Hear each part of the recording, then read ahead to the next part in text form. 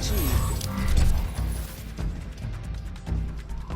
So, as of today, or at least that's when I read the article, the UFC has released John Lineker, who was a very talented and capable flyweight, has gone to bantamweight and fought very well. He's only lost a couple of fights.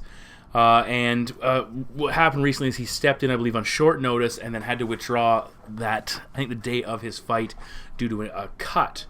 And I know he had made some comments in the media about wanting a fight or wanting his release. And I don't know if this was kind of retribution or this was a mutual thing. I know more details will come out as we move forward. But ultimately, John Lineker, a very good talent, has been removed from the UFC roster. We'll see if that maybe gets turned over like the Yair Rodriguez situation, or if he moves on to greener pastures and goes back to fight in Brazil or goes overseas to fight in maybe Ryzen or one of those events, or if Bellator, who would be incredibly smart right now to scoop up a guy like Lineker and let him have at her, because he definitely can make some waves in that division there. Either way, it's a little unfortunate. I just get this vibe. Like you saw with Elias Theodoro, who had a very good run. Yes, unconventional fighter, Canadian, like myself. Not my favorite fighter by any stretch of the imagination. Good personality, questionable fighting style. Got a couple questionable decisions, and I think the UFC was just waiting for him to lose a fight, which we saw him do recently against Derek Brunson, and then cut him. Again, it trends towards away from that professional sports aspect, and it certainly impacts the validity of it, knowing that, hey, I can put together a solid win streak or a solid impressive record with double-digit victories and only a handful of losses, and then as soon as the promotion wants to be gone, the first opportunity they get, they're going to chuck me out the window. And I think that compromises the sport, the integrity of it. I just don't like it. I think it's just a bad thing for the. It's just a bad look overall for the UFC. But again, hey, it's a business. They're going to do what they want, and that's what it comes down to. But hey, we'll see how it turns out with Lineker and with the rest of these guys. It could actually be good for the sport in general. Let's put it this way. It could be good for the sport in general if we start seeing some of these talented fighters go elsewhere to compete. Maybe bad for the UFC if it's viewed as, are all the best guys fighting here just because they don't have a fan-friendly style? Maybe they're not getting picked up. Either way, it is what it is. Lineker's no longer in the UFC roster. We'll see if that changes. But welcome back to Kamikaze Overdrive MMA Predictions. Always, I am your host, Scott Johnson. In this episode of the show, we are breaking down the upcoming UFC 239 pay-per-view, which will take place from the T-Mobile Arena in Paradise, Nevada, featuring... And it goes down on July 6th, featuring Johnny Bones Jones defending his UFC light heavyweight title against the challenger Thiago Santos. Also, Amanda Nunes, the UFC women's featherweight and bantamweight champion, putting her bantamweight title on the line against Holm, arguably the last big name in women's mixed martial arts she needs to conquer to solidify herself as the greatest of all-time female fighter. I'll be giving you my 5 main card predictions on this episode of the show. All of my preliminary picks, as per usual, will be available at kamikazeoverdrive.net. The bet packs are also available there, so please check them out. $15, or if you subscribe, again, the subscription period just ended, so the next one's coming up right now will be all of July and August. And usually if you subscribe early, you save yourself $30 to $40. It's usually a fairly good deal, depending on how many events there are. It's certainly worth looking into. So, hey, we were coming off a decent event. I went 8-4 overall. I had Vince Pichel to pull off a nice little upset. The only fight that really, really hurt us, I feel, was UCA Formiga losing to Joseph Benavidez. My number one play of the night was Maya and Ngannou paired together, and that worked out fairly well. But again, just not quite as good as I was hoping it would turn out to be with that one fight not coming through. Either way, a lot of fun. And again, it's $15. So if you're looking to invest, looking to bet, and I cater towards both the hardcore guys who want to grind out 1 or 2 fights, or those people who say, hey, I got $50 or I got $100 tonight, let's throw it down on some long shots and see what we can come up with. Lots of fun there. I am looking at Facebook right now. It looks like Facebook's having a lot of issues. Holy shit. Uploading images. I've read a couple of the articles online. There's just some major issues with Facebook. Hopefully it gets fixed in the not-too-distant future. I believe Twitter's still untouched, though. So Twitter is certainly up and running. You can follow me at KO_predictions if you're interested there. Message me there, tweet to me, do all those fun things. Or you can email me through the back end of my website. You can also check that out. Thank you very much for always tuning in. And we have a heck of a card to get to, so let's get to that first main card prediction. The opening fight of the night transpires in the UFC's welterweight division as Thiago the Nightmare Sanchez, 31-11-0, looks to continue his winning streak as he takes on Michael Maverick Chiesa, currently holding a record of 15 wins and 4 defeats. Now, Sanchez has, as I said, he's rallied to win 2 consecutive fights, including a TKO victory over Mickey Gall. He's a winner of 3 of his last 5 and 4 of his last 7, so despite the fact that Thiago is certainly on the decline and has been for a prolonged period of time, he's put a couple victories together. For Chiesa, he's coming off a submission victory over Carlos Condit in his welterweight debut. He had lost back-to-back fights prior to that against Kevin Lee and Anthony Pettis. Prior to that, he had a 5-1 stretch and was kind of climbing the ranks of the lightweight contenders but now he finds himself in the 170-pound division. Michael Chiesa is the taller man by 3 inches, so also a 3-inch reach advantage, and he's the younger man by 6 years. Now, both guys formerly fought at lightweight. Sanchez kind of bounced back and forth between the two, where Chiesa, he was down at lightweight and was having trouble with some hard cuts, finally missed weight against Perez, and then ultimately decided to move up, and it went fairly well for him against Condit in his debut. Now, when you look at Thiago Sanchez, the guy's been around forever, one of the original Ultimate Fighters. How has he won recent fights? Well, it's been takedown and top control. In addition to that, he's been taking on fighters with average to below average striking who thrive only from a certain position. Diego's been able to deny that position from them. You know, Thiago has pretty solid wrestling and very good submission skills. I don't think he's ever been submitted. In fact, I know he's never been submitted as a professional mixed martial artist. Against Mickey Gall and his previous opponent, he combined for 7 takedowns, held top position, and wore them out. Those guys didn't have great track records in longer fights. Mickey Gall, the most recent victim that he was able to put away, he simply wore him down, beat him up, and eventually finished him. And if you go back further, when he took on Marcin at lightweight, same thing. Marcin Hell's a submission guy. Diego was able to utilize top position, utilize Hell's willingness to give up position for submission against him, won that fight. Similar against Jim Miller, you go back to UFC 196. Top position, bigger, stronger man, crushed him. But on the flip side of things, we have seen the durability factor kick in with Diego. Diego's a capable striker. But only more of a... Okay, when I say capable striker, he's a functional brawler, let's put it that way. And not even that, doesn't even do that good a job. He just comes forward, wing shots, and we've seen the career of absorbing damage start to catch up with him. 4 losses by knockout, including his last 3, Matt Brown, Ali Quinta, and Joe Lozon. So not exactly amazing from that point of view. Now, does Michael Chiesa fall into the category of opponents like Mickey Gall, like Marcin Held, like Craig White, like guys Diego can ground into the mat and score a decision victory over? When you look at Chiesa's track record, he's picked up a takedown against every single UFC opponent he's faced, with the exception of Kevin Lee in a fight he lost. Of his 15 career wins, 11 have come by submission. Pretty damn impressive. He has 0 knockouts, and he's 4-0 in the scorecards. Just one loss by knockout, which was the cut against Joe Lozon. So from that perspective, he is a guy whose success is predicated on his ability to complete takedowns and control his opponent on the mat. So there's that. That's worth looking at. He's never put up big takedown numbers. I want to say his highest takedown number, if I recall correctly, is striking, 50-55 range. Most things average between 13, lower than 20, sometimes in that 20 to 30 significant strike range. So those aren't huge numbers. So if he doesn't get those takedowns, he's going to struggle to score points. The other thing is worth looking at with Michael Chiesa, as he had of his 4 losses, 3 of them have come by submission. Anthony Pettis, Kevin Lee, and Jorge Masvidal back in 2013 submitted him. So he's a guy who is vulnerable being submitted on the mat. Now, I'm not saying Diego's going to come out and submit him and finish him on the ground, but we have seen Michael Chiesa, some guys get the better of him on the ground, and it's partially because he is so willing to commit to the ground game that when you spend that much time on the mat against top-level guys like a Anthony Pettis, like a Kevin Lee, like a Jorge Masvidal, eventually you're going to get caught, and that's ultimately what it came down to.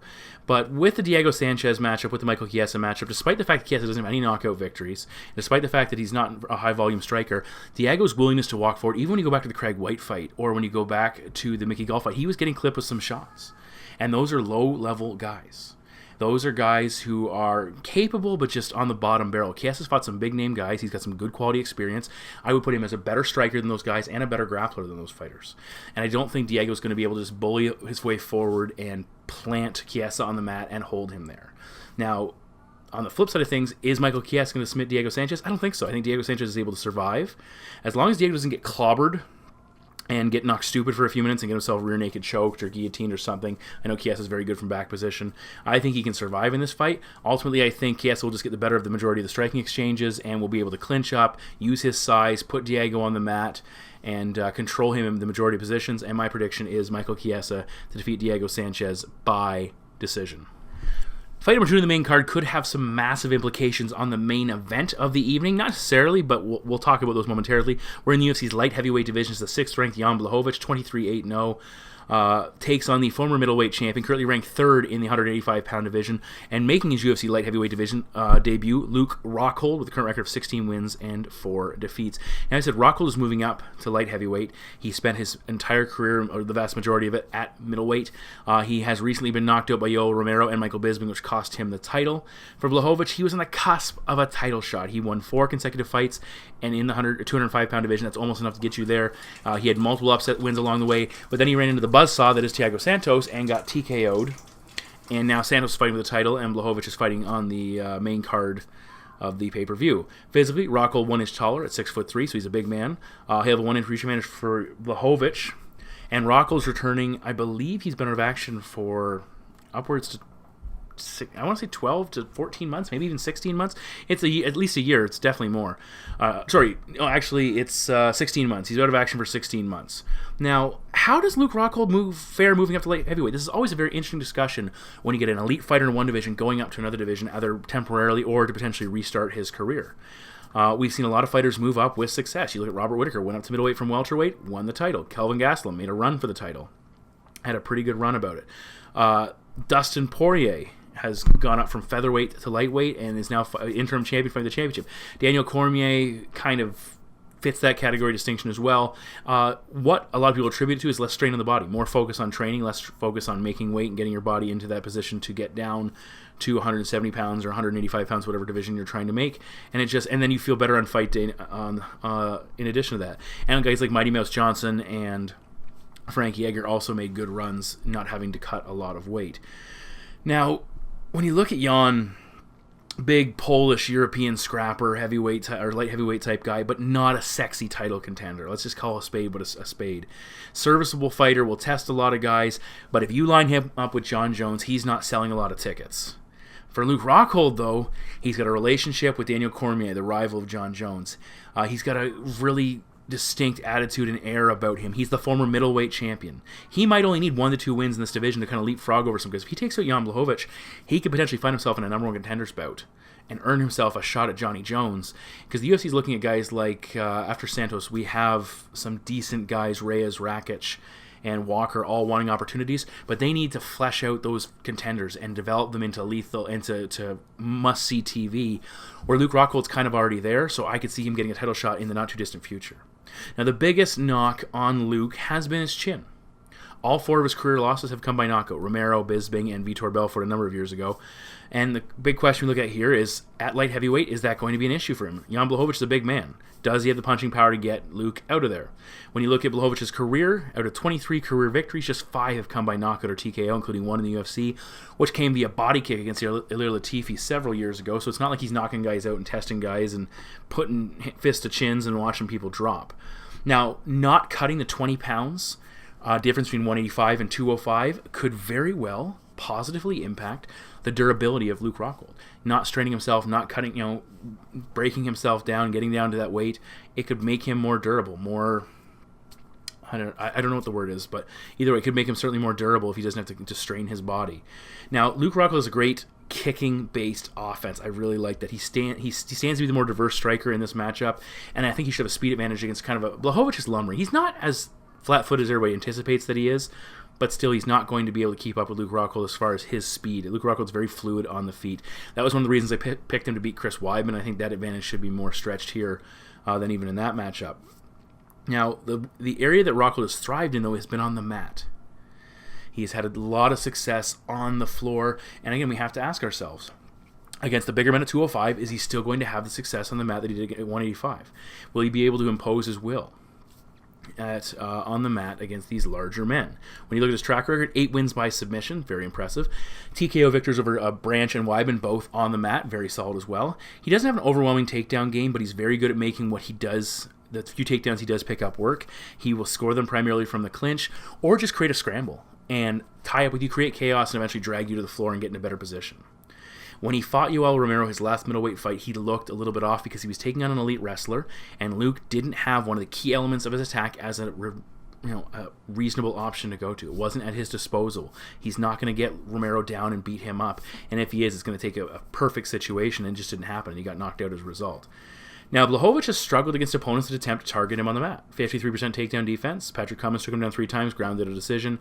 Alexander Gustafsson took him down 4 times, took a decision. Corey Anderson, 4 takedowns, took him a decision. If you go all the way back to Jimmy Manuwa, the first bout, Manuwa had a lot of success using the clinch against Blachowicz and kind of stalling him out in the cage, something we could see Rockhold do and then transition to a takedown. Now, Blachowicz does well when he can maintain separation. He's not a high-volume striker. He's a little bit stiff at times with his offense, and that's going to allow Rockhold to set up his entries, which is going to be a very effective tool for him to get on the inside and transition to his grappling attack. Rockhold should be able to score and potentially hurt him from distance, but the real success will come once he gets on the inside. There are some concerns about Blachowicz being a little bit hesitant after getting knocked out by Thiago Santos. Certainly could happen here again. But I think Rockhold gets him down, controls him on the mat, and either gets to that superior position, starts landing unanswered strikes, or a submission. The number suggests submission, so my prediction is Luke Rockhold to defeat Jan Blachowicz by submission. The next pairing on our dance card is a very, very interesting matchup. We're in the UFC's welterweight division as the 4th-ranked game-bred Jorge Masvidal, 33-13-0, takes on the 5th-ranked Ben Funky Askren with a current undefeated record, which is not showing up on the UFC website. Thank you so much, UFC.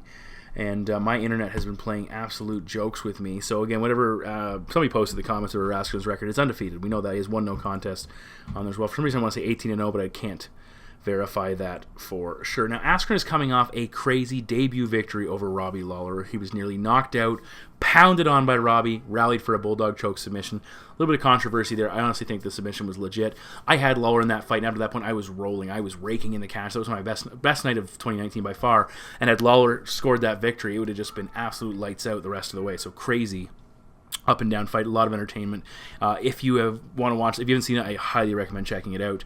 For Masvidal, he smashed Darren Till in kind of shocking fashion in Darren Till's backyard. 2nd round knockout. He had back-to-back losses to Stephen Wonderboy Thompson and Damian Maia prior to that. Both guys physically 5'11", Masvidal 2-inch reach advantage, and they are roughly the same age. Now, Askren's a big talker. He nearly got himself knocked out. And then that would have been just a massive blow considering all the expectations and huge hype that was surrounding him. And he's targeting the champion. He's saying, hey, look, I want to fight for the title. He's got some guys he wants to take it along the way, but he's ultimately working his way towards a title shot. And this is a huge fight in pursuit of that. And he's one of those guys where I think Dana White would love to see him get put in his place by somebody. And I think they threw Robbie Lawler at him initially saying, here's your first fight, champ. Let's see how you do. And it nearly caught him. Came out looking pretty good. We'll see if he can do the same against Masvidal. Now, for Jorge Masvidal, he has been undervalued and under the radar for the majority of his career. He has had extremely bad luck as well. Over his 5 recent decision defeats, 4 of them have come by split decision. 4 split decisions. He could be, over his last 13 fights, 12-1. Instead, he's 8-5. And a guy out 12-1, whether it be at lightweight or welterweight, it's hard to deny where he belongs in contending for a title. And he just can't seem to quite get there. Now, when you look at this matchup, you say, how is it decided? Well, it's pretty simple. It comes down to whether or not Masvidal can stay vertical and maintain separation from his wrestling-heavy, wrestling-centric opponent. Now, Askren's approach is pretty simple. Walk forward, absorb some damage in the process, get his hands on his opponent, and set up his wrestling. He's looking for ankle picks, single legs, double legs, clinch, and drag you down. Chain takedown attempts together until he gets control of you, gets control of your body, and gets on top.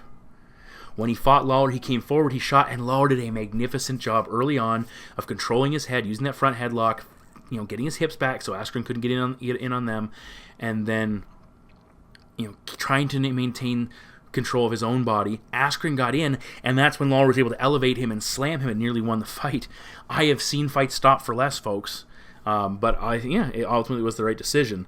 Now, Lawler, again, did an admirable job of defending him, but he made one positional mistake, and Askren was able to capitalize on it. And Ben's one of those guys that if he gets on top, he just wears guys out with elbow shots. Now, the last time, elbow strikes, whatever, just constant flow of ground and pound.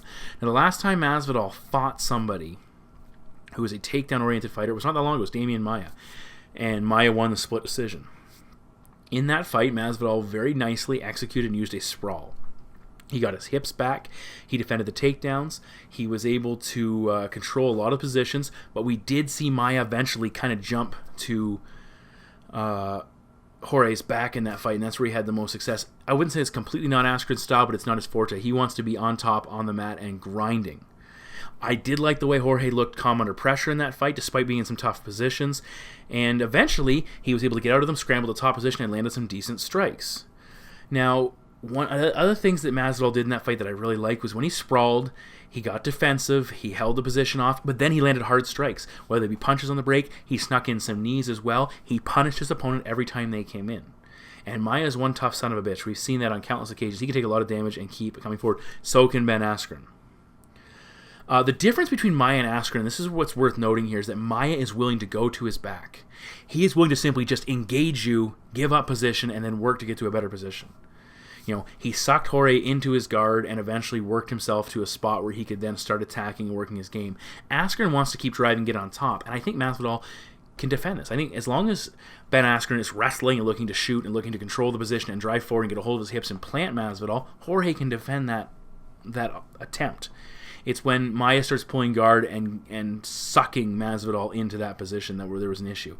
If Jorge can sprawl, stay to vertical, and punish Askren on the way in, I think he can tire him out and score points along the way.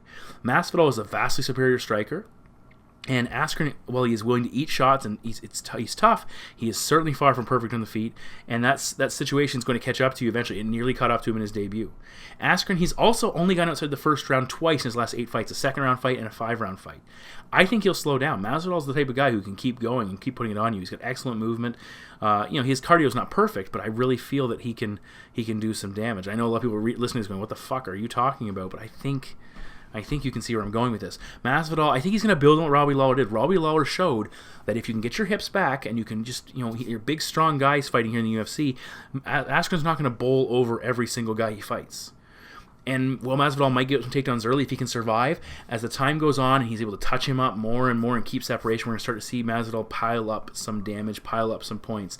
Masvidal has more power than a lot of people expect, but he also has the technique and quickness here. And I think what we saw with Lawler is he tried to do too much too soon. He tried to blast Askren out of there. And yes, it almost worked, but then once the situation kind of went sideways, he wasn't able to gain separation and get back and get out of that spot and then reconfigure, redefend, and go again. I think that's what we're going to see Masvidal do. I think the damage will pile up, the takedown attempts will come less and less frequent, they'll be less effective. We might see some takedowns early. A very close fight could come down to the scorecards, but my prediction is Jorge Masvidal to defeat Ben Askren by decision. We move now to the co-main event of the evening. It's in the women's bantamweight division. As the champion both of the bantamweight and women's featherweight division, the Lioness Amanda Nunes, record of 17 wins and 4 losses, takes on the number 1 ranked fighter in the division, the former bantamweight champion, the preacher's daughter, Holm, with a current record of 12 wins and 4 defeats. Now, Nunes is the pound-for-pound greatest female fighter of all time. It's hard to argue otherwise. She's defeated Miesha Tate, took the title from her, defeated and defended the title against Ronda Rousey, took the featherweight title from Cyborg. She has 2 victories over the flyweight champion Valentina Shevchenko. The only legit name in this weight class that she has not faced is Holm. That's who she's facing here. I don't think there's anybody else who's built quite the resume that could go up against Nunes and consider to be a legit fight of 2 top contenders at this point in time anyway. Now, Holm, she beat Ronda Rousey. She was the first person to put Ronda Rousey down. But then when you look at the rest of her track record, submitted by Miesha Tate, costing her the title. Decision loss against Valentina Shevchenko, which cost me a lot of fucking money.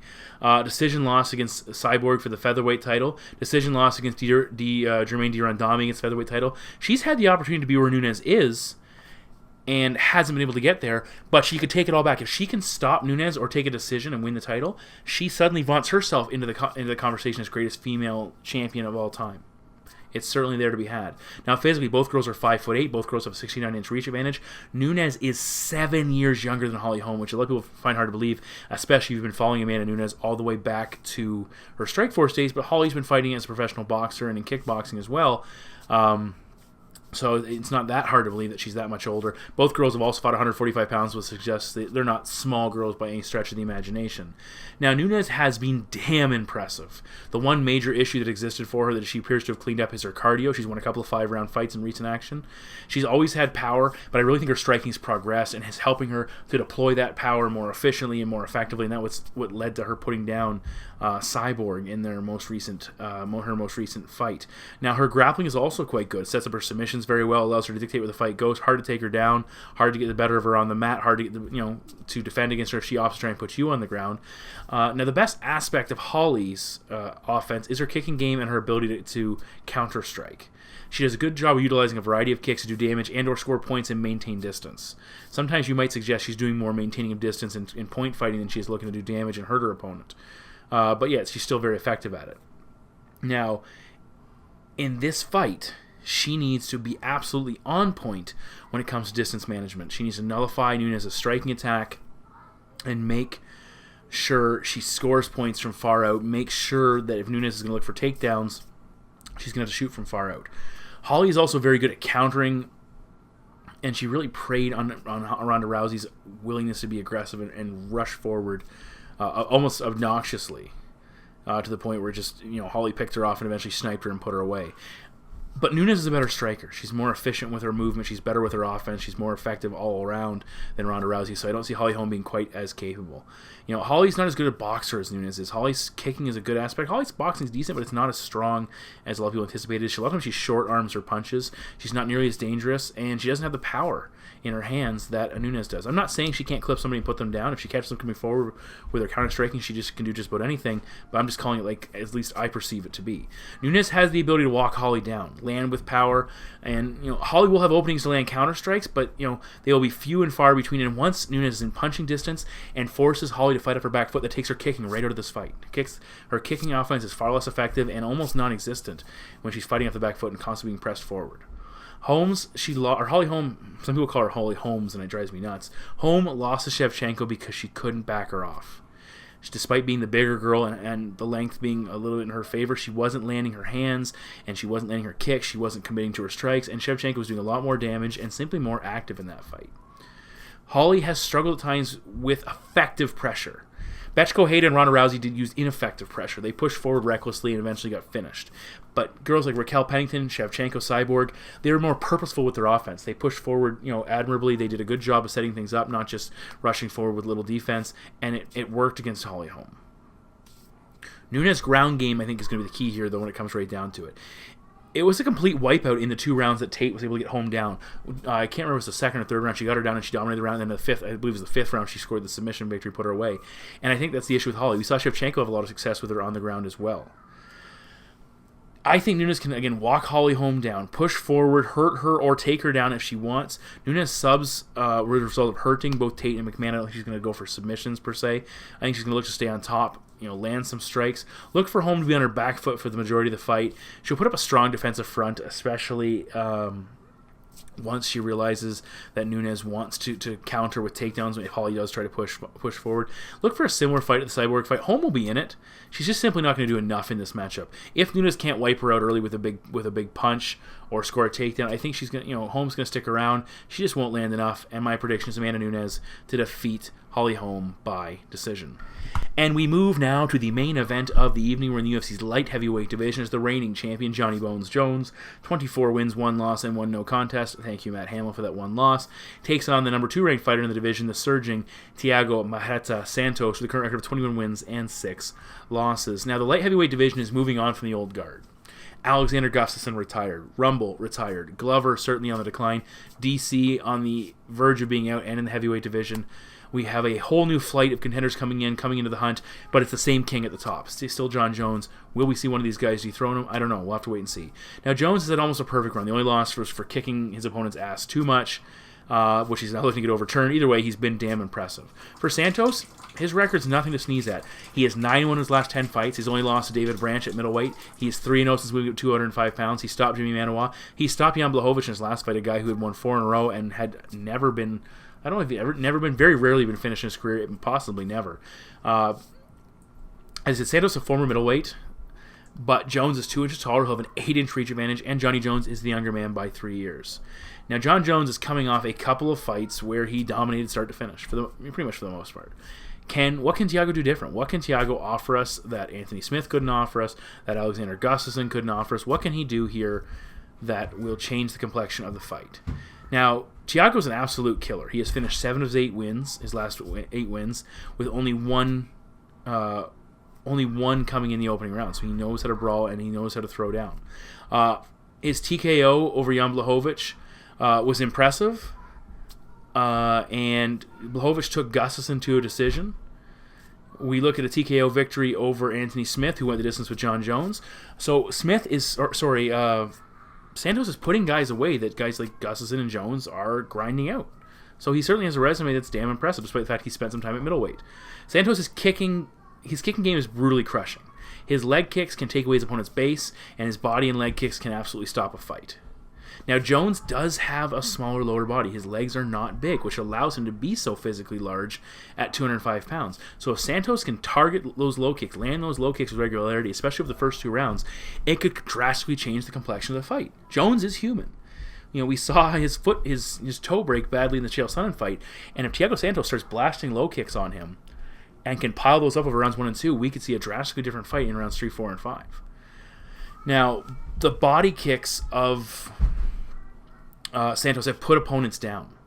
And it's difficult to just gut it out. And maybe that's the key to taking a John Jones. Maybe trying to grapple with him or wrestle with him or punch him in the head, not the best idea because of that long reach. But once you use a kick-centric attack, that could be the deal here to deal with the reach of John Jones. Get under those long hands with the extended fingers that are constantly trying to keep you uncomfortable outside and blast him to the body. That could be the deal here. That could be his ticket. Where should Santos look to avoid? The clinch. Santos has had success in the clinch with knees and elbows and done good things in that position. But John Jones is a monster in that position. He's got a Greco-Roman wrestling background. He's very good at controlling and nullifying his opponent and then doing damage from there as well. Defensively, the key for Santos should be avoid any position where he can be taken down from or where Jones can use his size and length to control you. Santos does get a little bit over-aggressive at times, likes to throw some high-risk maneuvers, and that can lead to takedown opportunities, especially if they miss and Jones can capitalize. Jones on the mat is a major problem, and Santos has been submitted twice, and his TKO loss to Mousasi came during a ground exchange where Santos was trying to get back up and got knocked out in the process. So again, he's vulnerable in that position. Excluding the Daniel Cormier no contest loss, John Jones landed a trio of takedowns in 5 of his last 7 victories. And the other 2 fights were both against Gus, where he landed a single takedown in both those fights. So he's a guy who can put guys on the mat, and he will do that. Jones is just so creative and physically talented, it's tough to overcome him move for move. You cannot play chess with John Jones. He will beat you. What you have to do is pick up that fucking chessboard and crack him over the head with it. And Santos might have the best chance of doing it here. If he stays aggressive, he catches John Jones in a rush, and he keeps pressuring him, and he just goes for broke. Keep throwing till something lands. Chaos could be his best bet to victory here. That also, to me, sounds like a puncher's chance. Jones is a way of slowing guys down, slowing fights down, fighting at the pace he's comfortable with, putting people in a position they're not uncomfortable with, lulling them into like a static state almost, where they're unwilling or unable to pull the trigger. Anthony Smith, who's a very aggressive fighter, simply got, wiped out. He was just a non-factor in that fight. Santos' chin is also far from ironclad. We've seen him knocked out before, and John Jones, I think, though, as much as I'd like to believe John Jones could stand with him and trade, he's going to look to take him down, take away the striking threat, showcase what he is capable of on the mat. And I think Jones is either going to drop elbows from top position and look to finish, or he's going to look to set up a submission for the finish. And ultimately, my prediction is John Jones to defeat Thiago Santos by TKO to retain his UFC light heavyweight championship. So those are my 5 main card predictions for UFC 239. All of my preliminary picks, as per usual, available at kamikazeoverdrive.net, so please check them out. As always, my bet packs will be for sale for $15. It's the subscription time, so you can save $20, $30, $40. I haven't decided what I'm going to put the deal at for this time period either, if you subscribe for the next 2 months. It's certainly worth a look. I've had a lot of success. Obviously, the way I do things, it's not always perfect. But again, I tailor to a certain different types of gamblers and people. Hey, I'm still around. I've been around since, 2010? So almost 10 years, definitely over 9. So I've been around for a long time, and clearly I'm having some success. So if you're interested, check it out. Follow me at KO_projections on Twitter. Look me up on Facebook, YouTube. I think we're nearing 2,500 subscribers on YouTube, which is decent. Again, I could care less about the numbers. It's fun to see how they do. Either way, thanks as always for tuning in, guys. Message me if you need me through Twitter or my website or Facebook. And on that note, it is time to get out of here. I will talk to you soon, guys. Take care, and hey, it's summertime. Have a great year.